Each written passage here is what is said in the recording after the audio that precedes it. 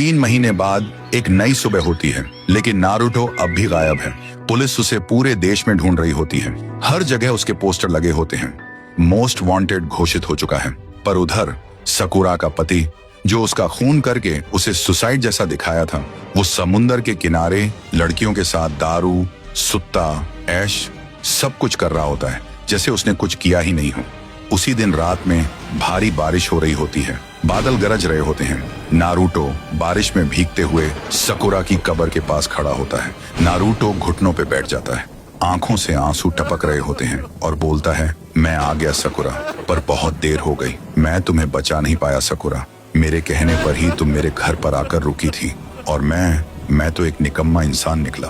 तभी नारुतो के कानों में एक आवाज गूंजती है, सकुरा की आवाज। नारुतो, तुम्हारा कोई दोष नहीं था। तुम तो मेरी मदद ही कर रहे थे। मेरे पति ने मुझे और तुम्हें गलत समझा और बिना सोचे मेरा खून कर दिया और सारा इल्जाम तुम पर डाल दिया। नारुतो का दिल कांप जाता है। वो जोर से चिल्लाता है, बस अब और नहीं। अब तुम्हारी आत्मा को चैन तभी मिलेगा जब उसकी रूह चीखेगी। उसी रात सकुरा का पति सुकून से अपने बंगले में सो रहा होता है। तभी एक साया अंदर आता है। हाथ में एक कुल्हाड़ी होती है, वही कुल्हाड़ी जिससे उसने सकुरा का खून किया था। नारुतो धीरे धीरे चलकर उसके पास जाता है और बिना एक शब्द बोले उस पर टूट पड़ता है। कुल्हाड़ी का पहला वार सीधा पैरों पर, दूसरा कमर पे और तीसरा गर्दन के पास। सकुरा का पति चिल्लाने लगता है और आखिर में दम तोड़ देता है। फिर नारुतो उसके एक एक टुकड़े सीलिंग से लटका देता है, हाथ अलग, पैर अलग।